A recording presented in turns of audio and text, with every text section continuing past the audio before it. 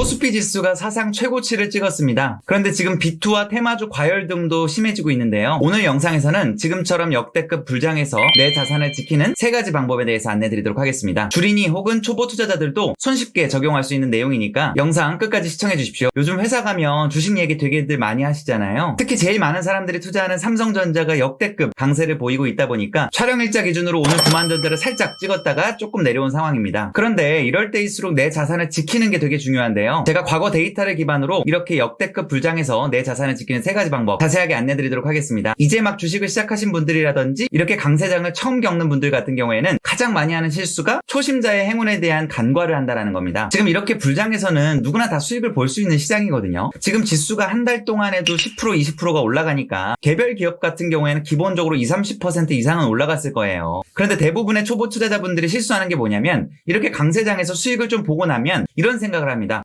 나 주식 좀 잘하는데? 근데 지금 1,000만 원으로 해가지고 수익이 200만 원밖에 안 되는데 만약에 5천만 원 1억으로 했으면 훨씬 더 수익이 크겠구나. 1,000만 원 이상을 벌 수 있겠는데? 라는 생각을 한다라는 거예요. 여기서부터 문제가 시작됩니다. 요즘에 가장 큰 문제는 증시도 강세를 보이고 있긴 하지만 신용이나 미수 등의 잔고가 역대 최대치로 올라가고 있다라고 해요. 신용이나 미수 거래 같은 건 뭐냐면 내 주식 안에 들어가 있는 예탁금 혹은 주식 잔고를 기반으로 조금 더 투자를 할 수 있게 열어주는 거라고 보시면 돼요. 이제 일종의 비투가 되는 건데요. 빚을 내서 투자를 하는 거죠. 이제 사람들이 아무래도 증시가 강하게 계속해서 올라가고 있다 보니까 조금 더 많은 주식을 보유하고 투자를 하고 싶은데 한정된 자산으로 하기가 아쉽기 때문에 이런 비투를 많이 하시는 것 같습니다. 그래서 첫 번째로 주의하셔야 될 게 이렇게 역대급 불장에서는 비투에 대한 부분들을 조심하거나 안 하시는 게 제일 좋습니다. 수익도 2배로 볼 수 있지만 반대로 이야기하면 손실도 2배 이상 커질 수도 있거든요. 신용거래는 앞서 말씀드린 대로 내가 가지고 있는 예수금 이상의 주식을 더 살 수 있는 일종의 옵션이라고 보시면 될 것 같은데요. 이렇게 불장에서 비투가 누적되고 있는 상황에서 증시가 한번 크게 하락을 맞게 되면 신용에 대한 부분들이 반대청산이 일어날 수가 있어요. 반대청산이라고 하는 거는 내가 지켜줘야 되는 담보 비율이라고 하는 게 있는데 그 담보 비율보다 내 주식 가치가 하락이 돼서 강제로 증권사에서 매도를 걸어버리는 거거든요. 이렇게 되게 되면 사실 반대청산 그리고 투매 이런 걸로 통해서 증시가 더 크게 하락을 할 수가 있습니다. 물론 현재 미국의 기준금리 인하와 더불어서 우리나라도 기준금리 인하가 아마 예정되어 있다 보니까 그리고 대통령 그리고 정부의 정책 자체도 사실 증시 쪽으로 많이 가라고 하는 권장을 많이 하고 있다 보니까 갑자기 급락을 할 이슈는 많이 없을 수 있지만 그럼에도 불구하고 우리는 이런 것들을 조심해야 된다는 거예요. 그래서 첫 번째 유의사항을 정리해보면 신용이나 미수 등에 대한 비투 거래는 안 하시는 게 제일 좋다. 실제 문재인 정부 때 동학개미운동 일어나고 막 주가 강세 보였을 때 있었잖아요. 이 시기에도 똑같은 일이 일어났습니다. 이때도 코스피 지수가 역대급 강세를 보이면서 3,200포인트를 돌파를 했었는데요.